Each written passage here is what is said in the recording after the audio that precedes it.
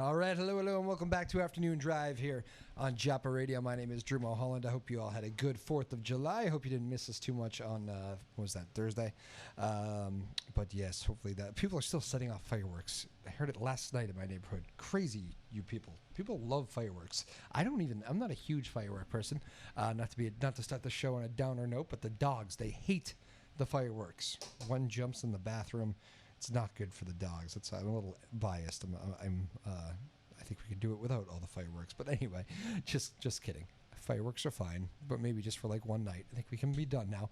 But anyways, I hope you all had a good 4th of July. We're back here again for 2 shows this week. We're got the full week ready to go. So Lexi Foley's in the house, in here right now. Hello, Lexi. Tyler Neufield's doing the TV side.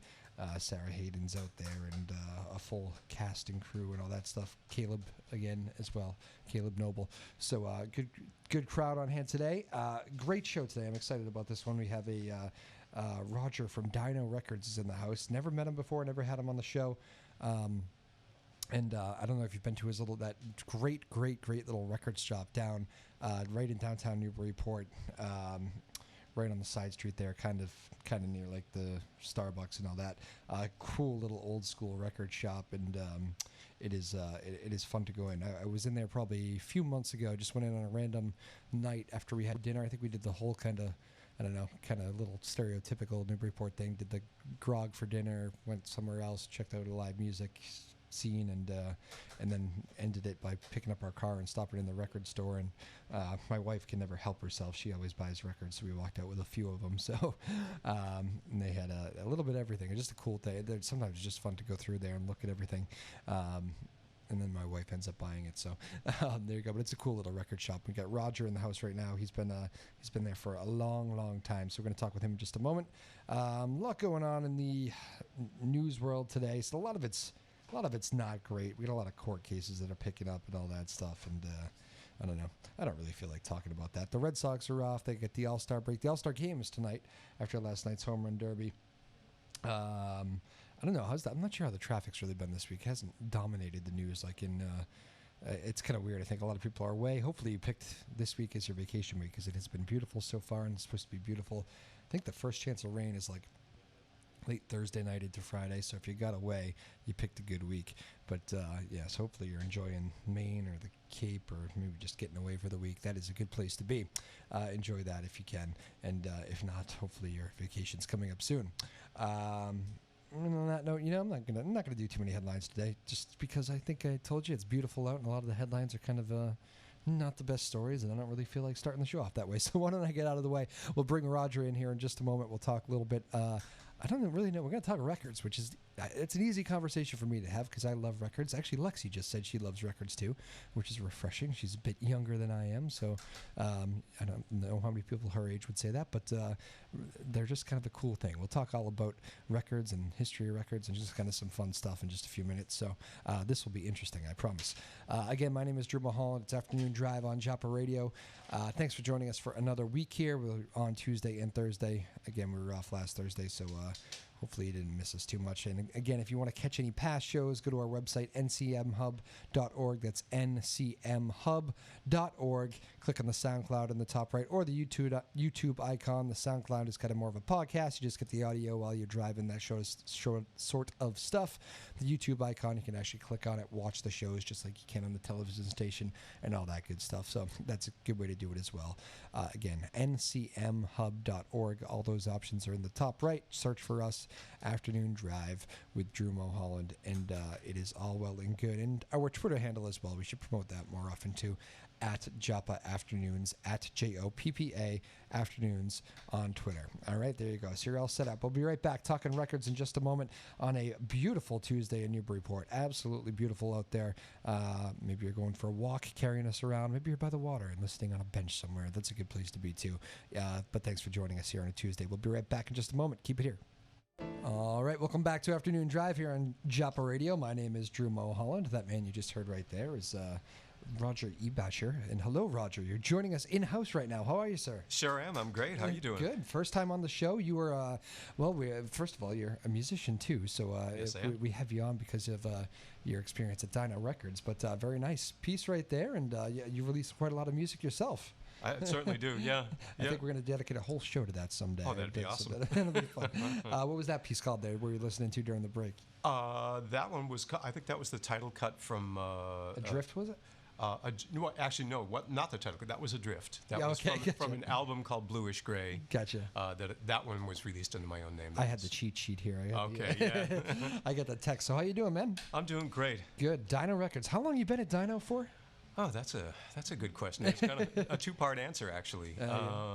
Dino has been around, actually one of the oldest businesses in Newburyport, been around for 43 years. Is that right? 43? Yeah. Wow. Like I like to say, us and the Grog are two of the oldest ones in town. I just name dropped both of those places before you came in, actually. Okay. All right. I did dinner at the Grog one night and then went to Dino and picked up records. That was my story from the last time. That's a perfect scenario. Yeah, is that stereotypical? Is that like touristy or? No, that's great. That's good. I wish more people would do it. Yeah. No, so anyway, Dino opened in '76. Okay. And I had a brief internship, I guess. Oh, yeah. And I think it was '84 for about a year or so. Gotcha. And then moved out of Newburyport for a while. And then, 25-something years pass. Yep. And I ran into the original proprietor of Dino, Rich Osborne. Yep. And actually, I was visiting him ostensibly to give him some giveaway CDs, some samplers from my studio. Yep. And so we talked, and then I get the email a couple days later. He's like, "By the way," I'm like, "Really?" Like, I couldn't believe that he was asking me to come back. And wow. I was like, "Rich, I haven't worked for anybody but myself for about 10 years. Yeah. And I promised that I wouldn't do it again, but I think I might make an exception here." So I thought about it, and it's been 15 years now since I've been back. There you are. It wasn't a short stint. Yeah. Well, it's a labor of love. I mean, it's like I like to say, it's music. It's still music, and it's people. Yep. So it's a social thing, and I look forward to it every weekend. It's In the music business, as far as record labels, as far as records, it hasn't changed at all, right, over the last few decades? My goodness. It must be a lot different than the 80s. Oh, yeah. I mean, the record business and the music business both have really changed, dramatically. Oh, yeah. The whole topography, it's like a whole new world. There is something, I know, obviously, Spotify and all those sorts of things have kind of taken over a little bit, but I have noticed there is a bit of like a resurgence towards albums, isn't there? Like, it seems like people are like I know almost everybody I talk to. Lexi, who's on the younger side here, she just said to me she loves albums. She picks them up regularly, which is, I feel more and more of that out there. I don't know if you're actually noticing that on the bottom line. Completely. And here's why. I call it the romance of vinyl. Yeah. Okay. Really, I think the thing about it is, people will say, like, "Hey, vinyls, I heard records are coming back." And I said, well, they've actually been back for a while. Yeah. And they never actually really went anywhere as far as audiophiles were concerned, right, and DJs. But for the populace, the mainstream populace, it did kind of die out when CDs hit in mid '80s. But I think one of the things that makes it popular now is number one, it's a tactile thing. Yeah. Okay. You've got full-size artwork. Yep. Which is wonderful. You put it on the wall. Yeah. Liner notes you can read maybe without a magnifying glass. Yeah. Okay. And it's also it's an engaged listening experience. Like I like to say, if you go through the trouble of taking LP out of a sleeve, walking over to the turntable, putting it on, getting the tone arm down, on the record, hitting play, you're probably not going to go vacuum at that point. Yeah, right. You're going to hang out and listen to a side of music. Yeah. More than one song by one artist in a row. Wow. The full album concept, yes. Get a real sense of what an artist is about from more than just one little hit. Yeah. So that plus the sound, some people really... They do sound different, don't they? It's a different... I'm not going to say always better. Yeah. Okay, I think that's a fallacy. That's a man who's heard a lot of records. Well, it depends on the sound system. Or it depends on how the record was made. There's many factors, but it is a different presentation, and some people like the warmth of it. That's often referred to. And I concur. It's a nice sound. It is. And there's something, too. It's all part of the presentation, but, just look, you got the whole artwork, the artist... pretty obviously very carefully picked the artwork there in the front. Oh, sure, yeah. Sometimes it's done by the artist themselves. And there's something to that whole experience too, of actually picking it up and bringing that home. There's something to that. There's a whole world of just album art. There's like tons of books out there about that, just pictorial coffee table books on album art. Oh yeah, there's been some amazing album art out there, and that used to be a really, really, really important thing. Right. That was Think about some of the iconic photos. I mean, those are some of the most iconic pictures of past decades is front of albums. In every genre, especially in like in jazz. Think about some of the classic jazz covers. Yeah. Unbelievable, you know. Crazy. Well, that's you must. So, and you mentioned one other thing that struck my chord there when you said you love going to work because you love music and you love people. That is true. You can go into a record store and you could just hang out. I mean, if I was lost downtown Newburyport for 2 hours and bored and had nothing to do and needed 2 hours to kill, there'd be one store that I'd go into just to hang out. It would be that one because that would occupy my mind for 2 hours, just looking around. You're not alone. I mean, a lot of people feel that way. It's kind of like a really relaxed, chilled vibe. To maybe discover something new. Like, I mean, I hear people gasp all the time. Oh my God, they've got this. Look at this. Look at that. And it's really great. It makes people smile. Yeah. We're in the emotion business. We sell emotion. That's right. And it's not just the old Elvises and all of that stuff. I mean, you have like albums made, like a lot of newer artists. They're not necessarily. They're making albums too. It's not. Yeah. You can find I think when I was in there, not that this guy's new, but one of my favorite artists is Dave Matthews, and I picked up one of his more recent albums from Dino last time we were there. And I said, well, look at that. I don't think I had ever taken in the whole thing, the visual. And people don't realize that. Most of the major labels at this point are releasing simultaneously on CD and on vinyl. Yeah. And the good news for independent artists is that there are now some companies out there that will do short-run manufacture for vinyl, because that's been the issue for a long time, really. I mean, if you were talking about just releasing on CD, for example, the standard number used to be 1,000. Yeah. And now you can do like 100, 300, even 50. But that wasn't really the case for vinyl. That was like, expensive to manufacture, and you couldn't even begin to talk to anybody about, can you make just 300 for me? Right. But now you can. Yeah. So even for the independent artist, with a little bit more to spend, it's possible to release on vinyl now as well as CD. That is cool. So it must be I mean, I'm sure you have music conversations after music conversation in that store, right? All people the time. coming in, because a lot of people just like to talk music, and it's probably a good place to go do that, right? Oh yeah. Well, I mean, everybody in the shop has sort of a particular area. I mean, we all know a lot about a lot of music, but everybody has sort of a particular area of expertise. Like if you come in when I'm there, and you want to talk about like Brazilian music or Cuban music or world jazz, I can go pretty deep with you on that. Yeah. If you stop in on a Saturday night and talk to Dave, he's the bluesologist. He knows the blues backwards and forwards. Yeah. Right. Sally, the store owner, can go deep with you on punk, on Boston area bands. Yep. That kind of stuff. Yep. Very nice, by the way. She's who I talked to before I landed you for this show. She was very very helpful. Thank you, Sally. Well, Sally is a music lover. When she took over the shop, where Rich decided last year that he was ready to retire from Dino, and he had 42 years in. I mean, that's a pretty good run. It's a good run, yeah. But he was ready to move on and do some different things with his life. Yeah. And Sally, I like to say, was as ready to pick up the reins as he was to let go. So the symbiosis was actually kind of perfect. She's a music lover and a former customer for like 25 years with the store. So it was really kind of a perfect transition. That is perfect. Everybody's happy. Because people come in and ask people who've been regulars for years, well, how's it going with the new owner and all that? Yeah. I said, hey, you know what? Sally's hitting it out of the park. Great. And the customers love it. The people who are working at the shop are still working there because we love it. Yep. And it's just a great thing. It's always nice when you can say that honestly, isn't it? Oh, absolutely, honestly, yeah. That's great. Again, we're joined here by Roger Ebacher. Am I saying that okay? They got is that enough French on there? Well, it's you really said kind it cooler. Say it again. Yeah, Ebacher. Roger Ebacher. Right. Okay, very good. Right. I got to work on my French accent. But joining us here from Dino Records, talking out some old school albums and some old stories. Have you ever, Newburyport is such a great music scene, a lot of live music down on the water or whatever. You ever had anybody pop in that any big musicians or anything like that? Any stories from the hours? That does happen. I mean, a lot of the people who are playing in the area might pop in for this or that.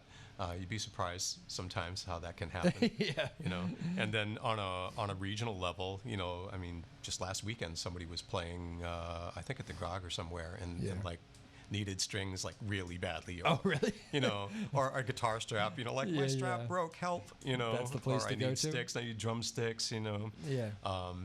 I mean, there's no musical instrument dealer in town, and we're not really going down that road necessarily. But you know, accessories, things that you need all the time: picks, strings, guitar strap, cables, that kind of stuff. We've got, and the musicians who come through town know that. Well, that's good to know. If you're really stuck, call Dino Records. We'll help you out. You know? That's the talk on the music circuit. If you ever pop a string there. Oh yeah. No, we can help you out. That's good. Excellent. What's the?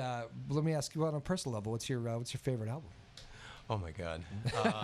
You know, that's a question from one of that's really kind of impossible. It's sort of like people ask me, you know, what kind of music, as a musician, you know, what kind of music do you play? Yeah, and I go, good. You know, it's like I love Duke Ellington's quote, the famous Duke Ellington. He said, "There's only two kinds of music, the good kind and the other kind." And his companion quote was, if it sounds good, it is good. Yeah. And that's kind of like how I feel about it, you know. I mean, I can appreciate well executed, well conceived, well played music of all genres. Doesn't mean that I listen to that genre all the time necessarily, but I can tell when somebody can really do it or not. Yeah. And I think a lot of people can. You can tell when somebody's jiving you. You know, I mean, you know, and when you have the real deal in front of you, you get that too. Yep. And then after that, it's personal tastes. Yeah, so even if it's not in your element, or maybe not something the kind of music that you're necessarily into, and I'm not even sure what that is, but can you still respect that even? Oh, absolutely. Yeah. And I can even, like, if people come into the record shop, I can make recommendations sometimes on genres that I don't necessarily listen a lot to myself, but I know who the players are in those genres. Yep. So, all right, gotcha. And that, the producers and all that stuff. I mean, so many things go into making a good record, isn't it? Oh man, yeah. And I know you've heard some bad ones. I won't ask you to name the bad ones. How about how much traffic do you get there on a daily basis? Is it? I mean, sometimes I'll see. When I was in there, I know I was just me and whoever was working there that night. I can't even remember. I was just there with my wife, but it was just the two of us for a little bit, and then before I knew it, I was there with like 12 people, and we're kind of circling the middle thing there, like rotating all in. Is it because people do stick there for a while, right? Yeah, they do. You know, and what I would say is that. In terms of a year-round kind of an equation on that, and the weekends are still, as you might expect, the busiest time. Right. You know, this time of year during the summer, you know, it's tourist time. Newburyport's a place that draws a lot of people. Yeah. So I mean, it can be like go from dead to like flat out in the space of like 3 minutes on any given day. Right. So, but the weekends are when I see it mostly because that's when I'm where there. can people find you? What are your hours over there? The store's open 7 days. We're open Monday through Thursday from 10 until 6. And you're doing Saturdays and Sundays? And I do Friday evenings unless I'm out there gigging myself. Okay. From 5 to 9. All right. Store's open from 10 to 9 on Saturday. I work the day shift. Gotcha. And I work every other Sunday. We're open noon to 6 on Sunday. And the other guy that works on alternates with me is Bill Heckenkamp. He's the guy you want to talk to if you want to talk about rock and roll. All right, he's the rock and roll guy. He's the guy there. Very good. That's right. He probably did he go to the Rolling Stones there? Was that 2 nights ago or? You know, I don't know, but I think he's taken pictures of the Stones. Oh, has he? Yeah, really good photographer. He's got some amazing shots of some iconic people, like right up close and personal. Yeah, music photography is a cool. And we're all music lovers there. I mean, everybody is like really deep into the music. Yeah, that's excellent. I mean, it is a great spot to be into live music here. I'm sure. How is it going out and playing? Do you play pretty much Newburyport area or? As for myself, I do. You can find me actually once a month. I'll about the average of once a month down at Brown Sugar, the Thai restaurant on Water Street. Is that named after the Stones? No. Yeah. Right. I always wondered that myself. No, but I do a solo piano thing there, and mostly playing my stuff and nice. Brazilian and Cuban arrangements and stuff. And then I also work with my world jazz group. It's called Regroove. And that is sometimes local, like we did a concert in Byfield in February. Yep. And that's all my music, but the Latin end of what I do, which is a pretty important end. Yeah, very yeah. nice. Yeah. Well, that's good. You ever pull the guitar out at the shop, play a little? Actually, I don't play guitar. No guitar. A lot of people peg me for a guitar player. Like visually, they look at the hair or something and they go, "Oh, he must be." Yeah. No, I'm not a guitar player. Yeah. No, I play different families of instruments: keyboard family, flute family, and percussion family. Very nice. But you got room for that in the shop too, can't you?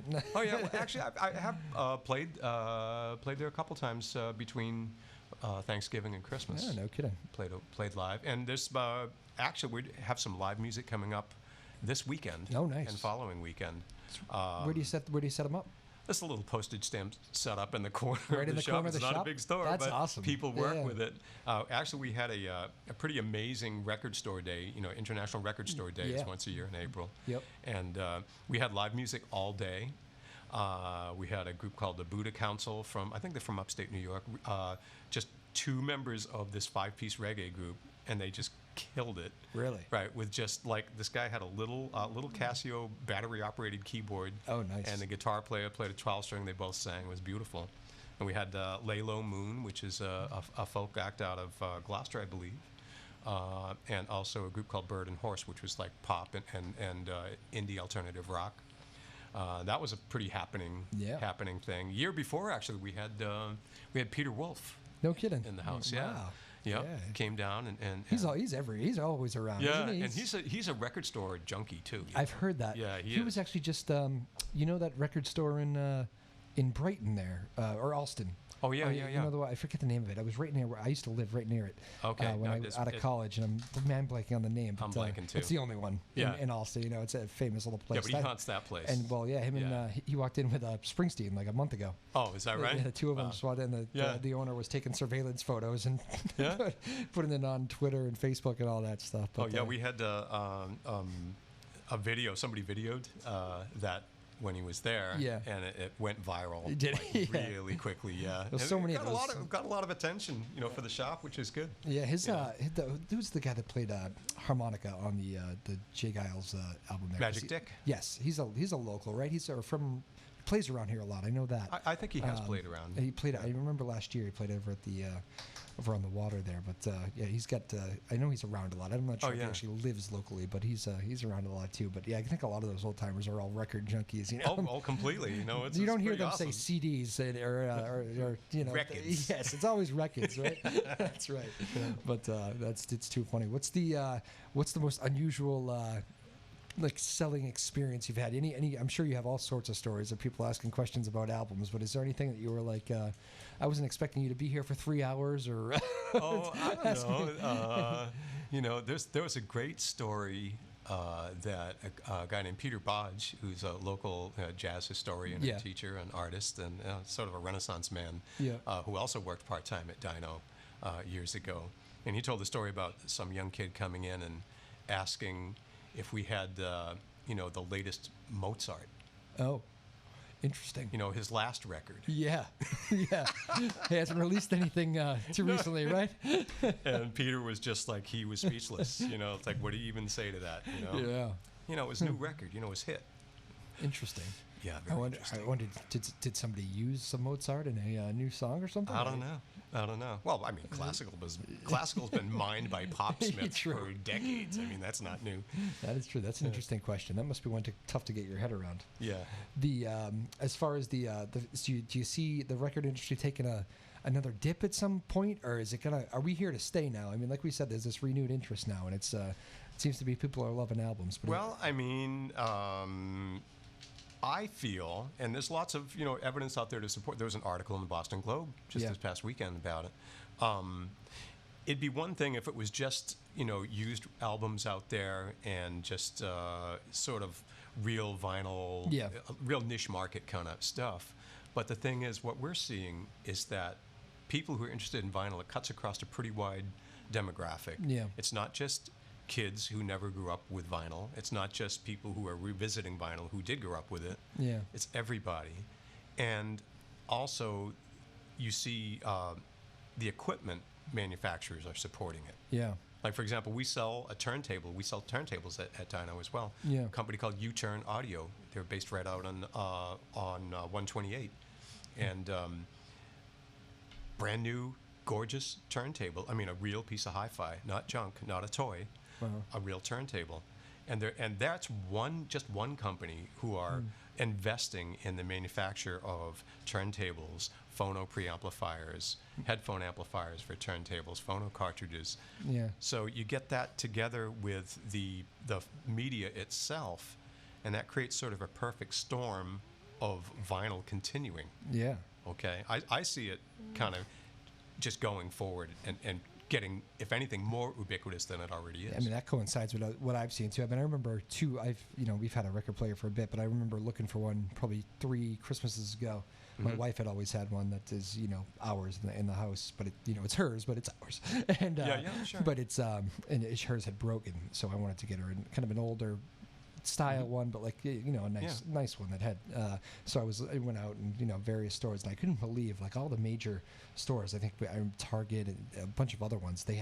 It was like a huge selling Christmas thing. They had like big. in the middle of their store, they had just huge stacks and stacks of them. And I said, wow, people must be buying these things. They're back, you know. I mean, especially with turntable manufacture. I mean, sort of the middle of that market took a major hit when CDs appeared on the horizon. Yeah. Audiophile still had the, $15,000, $20,000 turntable. Right. And then there were toy turntables for little Johnny, and then there was nothing in the middle. Yeah. And that is really where turntable manufacturing has changed in the past X number of years. Like U-Turn is one of the companies that's making a real turntable at, under the $500 level. Yeah. It's, that's pretty big. That makes it accessible to the masses. I mean, it's not the kind, and there's a simplicity of it too. A lot of people think, well, if I get a turntable, I have to get the receiver and the speakers. Right. You know what? You can plug a turntable today right into a little powered speaker or a Bluetooth speaker, and that's the system. Right. Takes up no space. You have to be a rocket scientist to hook it up. Done. And you're playing vinyl. It's crazy. Yeah, how the world is cool. Drop the needle and go. Yeah. And concerts too. I went to I was at a show. What show was it? I was at a Dispatch show in the Pavilion, and they have I remember going back, and we just spent some time. My wife wanted a shirt and all that stuff, so we're buying some stuff. It was one of those shows that I don't always buy stuff after shows, but at this particular show we were grabbing some stuff, and we ended up getting an album. And I realized that the 2 people in front of us and the 2 people behind us, all 5 of us, were walking out of that show with the album that they had selling on the thing. And I'm thinking to myself, wow, everybody. It seems like everybody's walking out of here with these albums after the show. That was another moment that just stuck with me about the record industry and thinking, wow, it seems to be the thriving. other thing that is interesting about it too. I mean, some people comment about, well, geez, those records are kind of pricey now. Yeah. Well, cost of manufacture is higher. There aren't as many record pressing plants. Yeah. That's the bad news. The good news is that the quality of the vinyl that's being pressed today is so great, so much better than it was when vinyl started taking a dip. Yeah. Back in the 80s, we had these, I call them flexible flyers, almost like single-use records. Yeah. These wobbly things. Yeah. It's like, not today. I mean, a good pressing today, it has some weight to it. It's well made. It's going to last for a long, long time. So that's another thing about vinyl is that the quality is better now. And let's say that you're on a limited budget. Let's say that you're in junior high, okay? And you walk into Dino Records and you have exactly $7. You can walk out with some music. Yeah. Okay, you don't have to buy all new, or maybe you buy a new record and then you buy a couple of used. People do that all the time. Yeah. That's right. Yeah, like, people forget about that. The used element of it too. That's we have used vinyl from like $1 to like $100. Yeah. There you go. Listen to that, kids.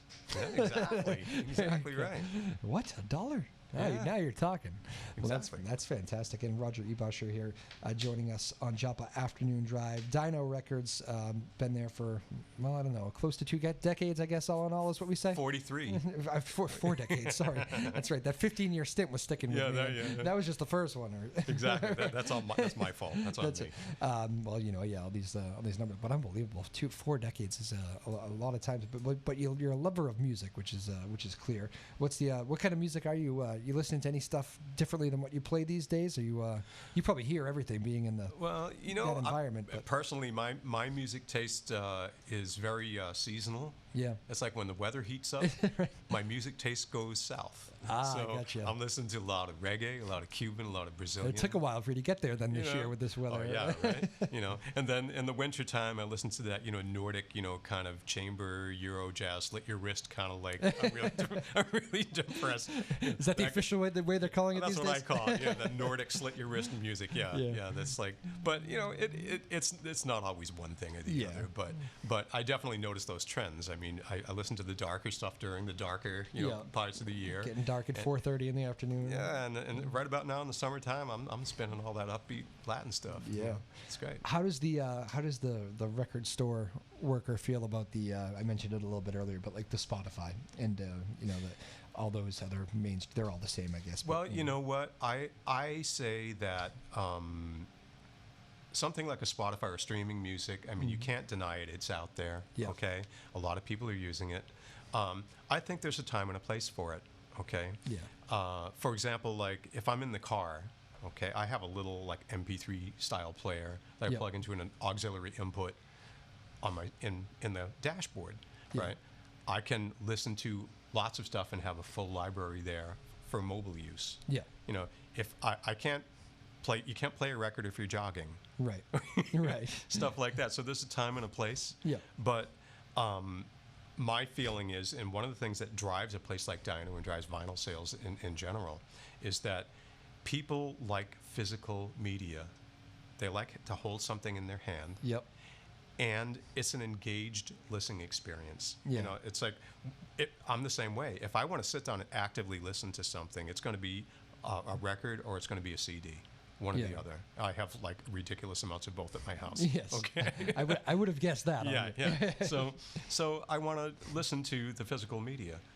If it's like 3 o'clock in the morning and I can't sleep, I'm not going to get up and turn on the stereo system. Yeah. I have a little pair of in-ear phones and a little player by the bedside. Gotcha. Okay. So it depends on what you're doing. Yep. But music all the time. So you think there's room for everything? There's room for all of that? I think there is. I think something like a Spotify enables people to discover various things. It's sort of like a sampler, if you will. Yep. Okay. And then you go like, hey, you know what? I want that whole thing. Yeah. But I want the physical thing. Yeah. Because I want to see the artwork. I want to see what the artist might have written inside. Yep. Liner notes about what this music is about. Yeah. That's one of the things about vinyl is that you get to do that. You get to find out more than just like what you hear. It's what you see, what you read. Yeah. It's an immersive experience. You forget about that, all those artist notes. Those are so many artists do that, and there's some stuff there that you don't get anywhere else. That's true. I mean, you can learn a lot about what an artist's intention is from that.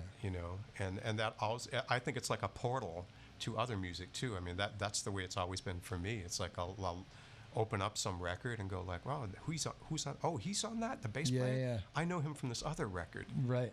That's the other thing too. I must say, is that too often people overlook the credits of the people who are playing the music. Yeah. Okay. Yeah.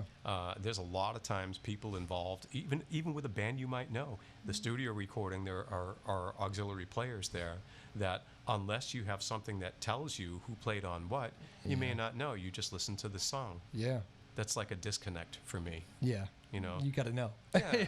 I mean, I want to know who's involved here, who produced the record, who mixed it, who mastered it. Yeah. Who are the main players, who are the guest artists. Yeah. Because you learn a lot about music and the business of music and the creation of music. A bad mixer can make good songs sound bad, can't they? Yeah, it's like, I mean, that's why you can't say, well, yeah, all CDs, all records sound better than CDs, and all CDs. I mean, it depends. Yeah. There's equipment that's being used, but it's all done by human beings at some point, and some human beings have good taste, and some have good ears, and some don't. Yeah, absolutely. Well, it's fascinating. I do love the record conversations because it's such a like you said, it never went away. But it's like when you had trouble answering the question about what's your favorite album, which I understand why that's such a hard question. I have that. I'm more like that with my favorite song. Don't ask me what my favorite song is because it changes all the time. But I do like to try to answer the album thing because I think I have some that just I've spent several put in lots and lots of hours of just hearing that album, you know? Sure, and I feel like sure. that concept is going. Like the kids, like, you know, Lexi's age here that are in high school or graduating high school, like they have grown up in the, you know, the iTunes. Sure. Oh, I could just pick that song. I don't need to hear the album. Very good. You know, I remember doing it myself when I was in high school. You know, you're only $1 for that song. That's the best one on the album. I'll take that. But, you know, you don't listen to the whole work, which is such a, sometimes you're going to miss. You're always going to miss a lot. You know, that's something I will say that. Sorry to call you out, Lexi. I don't know if you actually do that, but she does do it. One thing I've discovered, though, in the past couple of years that I think is wonderful is, like, I've heard people talking about getting together on a Friday night, for example, and listening to music together. Yeah. Wow. Yeah. Instead of just sticking something in your ears and going off in a corner somewhere, you know, and the record. I've done that, and the record makes that a better experience. Well, because it's people listening to music together. I mean, back in the day, that's what it was about. It was like, you know, hey, you got to come over. And it was also about the equipment, too. You know, hey, you got to come over and hear my new speakers, man. Yeah. Or you got to check out my new receiver, you know. Or I just put a new phono cartridge on my turntable. You know, it's amazing. It reveals everything in the record. And, you know, so it's also about hearing some decent audio. Okay. I mean, if you're going to hook up a turntable, you got to hook it up to something that you're going to hear physically in a room, in an acoustic environment. So people are discovering, you know, hey, what sounds good, what sounds borderline. Oh, that was amazing. That speaker sounded really, really good. So they're getting involved in the gear as well. And that goes back to me talking about how the manufacturers of gear are working, you know, together with the people who are making the media. So they're both driving that all together. So it's good. It can be kind of one big movement towards everybody getting the piece of it. I love it. I love it. And it all goes back to the music in the end, which is that's the bottom line. Is the important part. And yeah, there is something too. You know, you have people for drinks or whatever, and you get up and just, you know, here, want to try this one? You know, everybody, here you go. You display it. Let's go with this one. And it's kind of a nice environment with the record and the record player. So I don't know. I think there's definitely something there. The group listening. I think. Music as a social experience. Yeah. Not only just live music, but recorded music as well. Well, you couldn't tell me your favorite album. Do you remember the first album you ever got or were given, or the one that hooked you? Oh, well, you know, I certainly had all original Beatle albums. I had all of that stuff. You know. And well, 45s. We saw 45s at Dino too. You know. In fact. At another time, I'll tell you a funny story about the first record that I was on a 45. Oh, really? Yeah. Okay. Yeah, you know. We'll tease that one for when you come in here and play. We're going to get you to play one of these days. Sure. But, you know, there are certain records. I mean, I grew up in a house full of sisters. I had 6 sisters. And everybody loved music. So we always had, like, the top 10 all the time. Yeah. So I from... As soon as I was born, I was hearing pop music. I grew up with, like, you know, the singers, the Paul Anka, Frankie Avalon, people like that. And then it was like, started getting into when the Beatles hit, that changed everything. Then there was Motown. And then there was just, you know, everything after Woodstock, you know. I mean, I mean, it's like, is that the heyday of the records? Like when the Beatles come out with all their stuff, is that the... Well, that was a whole nother time in the music industry. It kind of changed the game in a lot of ways. Well, they changed it because prior to them, it was you had the writer, you had the arranger, you had the publisher, you had the talent, you had the studio cats who played backup, and usually whoever's name was on that album, they didn't write the music; they were the singer. Okay. The talent, if you will. Right. When the Beatles came along, they were writing their own stuff. That was brand new. Yeah. That was like, who's doing that? Yeah. They said, well, you know, we're going to write our own. And they did, and that changed everything. Yeah. I mean, the rest, of course, is history, and we take it for granted now, but the music business wasn't always like that. Yeah. You know. It's fascinating. And here, there's that guy still, Paul McCartney's still going strong. I think is he playing? He's not playing Fenway this year, I don't think. But oh yeah, he's out there touring. Is he playing Fenway this summer? Fenway, I'm not sure. I'm not sure. Yeah, I'm not sure. He might be. You got to see him though if you ever get a chance to see him. I've seen him. He's he's amazing. It was a pinch me experience. Oh yeah, he's awesome. He's fantastic. How many times have you seen him? Only once, but did you do a Fenway show? Unforgettable. No, this was I saw him in 200001 at the Fleet Center. Oh yes. And I remember because I was up in the semi. Kids are like, where? That's the Garden, folks. Right. Yeah. Exactly.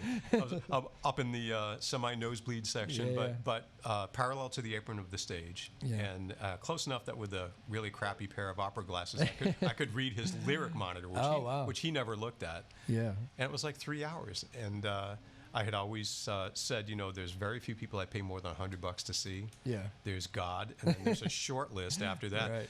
And it was like more than double that for each ticket to see McCartney. By the end of the night, I was like, you know what? I'd do it all over again. Yeah. It was just incredible. It's great. Yeah. I saw a recent, I think one of those CBS This Morning interviews with him in recent weeks, and I just find the dynamic between him and John just fabulous, and how there was, obviously they were brothers and they loved each other, but there was also that competitive streak, and they got at each other a lot, and they were always trying to one-up each other on the songwriting, and, I was watching him, he wrote that song, and that's a really good one. All right, well, I'm going to write a really good one now, too. Yeah. That sort of thing.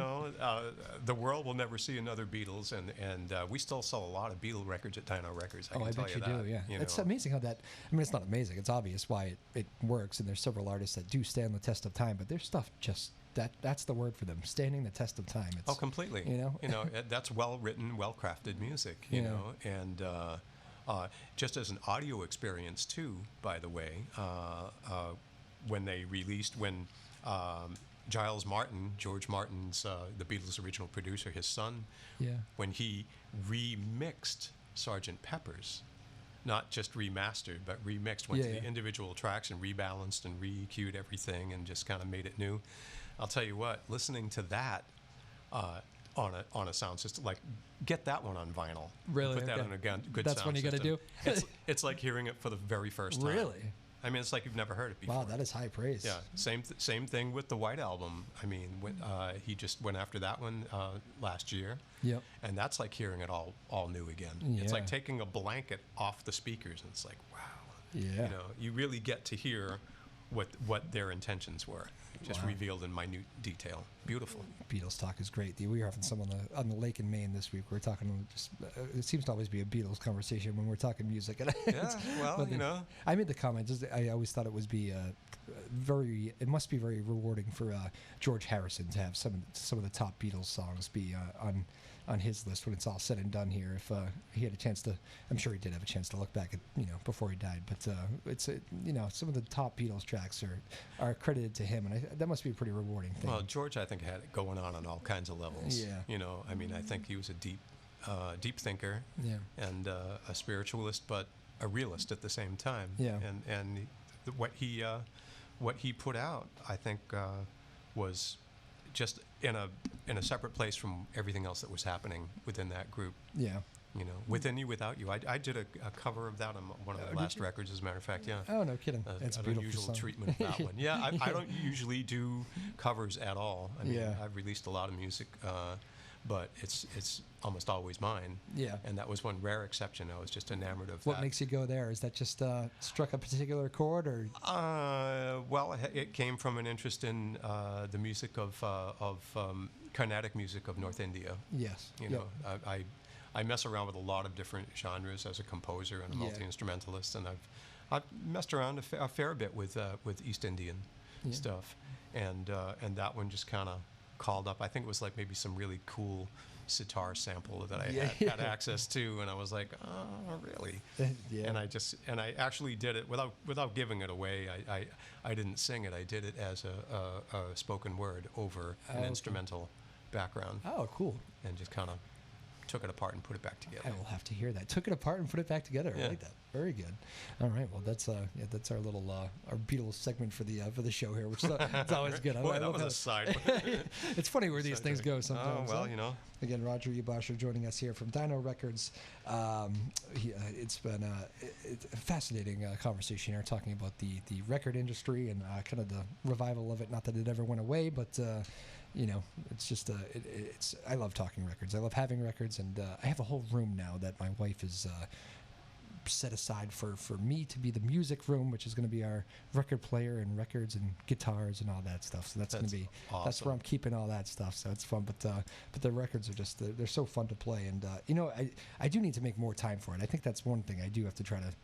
do is like crap, because it's so easy just to do the I'll go clean the house and just put in the headphones and walk away or whatever, but you don't really get you don't get the same thing. What's that? How'd you call it? Listening intently? Engaged listening. Engaged listening. Yes, I like that. I should write that down. Yeah. Engaged it's listening. Rewarding, It really is. It really is. You learn a lot. It's I guess you get it in the car sometimes. Long drives, you can kind of zone out. And, that's a type of engaged listening. But it's certainly a different kind of listening, and you can really take in the whole album, which I always appreciate. What's your favorite one to listen to right now? What's your favorite music out there right now? Oh God. Well, I have been, as I said, when the weather heats up, my music taste goes south, and I've been listening to. We lost a pretty important, iconic figure in Brazilian music just a few days ago, João Gilberto. I saw that. Yeah. Who a lot of people will know as they think about the girl from Ipanema. That was his wife Astrid, who actually saw her sing that for From Me to You, and that was incredible. But he was really a hugely influential Brazilian artist that crossed over and worked with some American artists like Stan Getz on that album that we heard Ipanema from. But a lot of I listen to a lot of that stuff just in general. Yeah. But I'm also listening personally a lot to sort of some of the smaller sort of Euro chamber jazz stuff. Yep. There's some great, so I think some of the best contemporary and modern jazz out there right now are musicians that are coming from either Israel or the Nordic countries, from Norway, Denmark, Sweden, places like that. Really? You'd be surprised at the inventiveness and accessibility of that music. It's very melodic. It's very easy to get to, yet the simplicity belies the complexity. Put it that way. Huh. I wonder why from those particular countries is there an influence there that is sticking out to you? What are the roots of that out there? Well, I think it's a lot of connection to classical music for sure. Yeah. I mean, people in those countries have had a lot of exposure to classical music. But also they've been exposed to. A lot of musicians, American musicians, expatriated to Europe over the past 50 years because there was a more of a wider acceptance for that music. It wasn't a niche kind of idiom. Right. It was like more mainstream. Jazz, for example, is more mainstream in Europe than it is maybe in this country, possibly. It's odd to think about, but yeah. But you have that kind of hybrid of a jazz sensibility, the improvisational sensibility of jazz, and the structure of classical. Yeah. Okay. And it creates an interesting approach to jazz that is very unlike what you normally would expect to hear from this country, for example.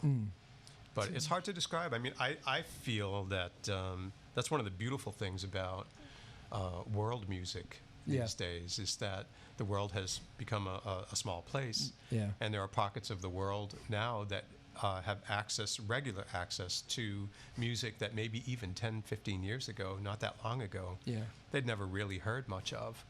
So when you got... Now it's easy. Yeah, when you've got some culture that's like on the other side of the globe hearing some music they've never heard for the first time, maybe they get enamored and enraptured by it.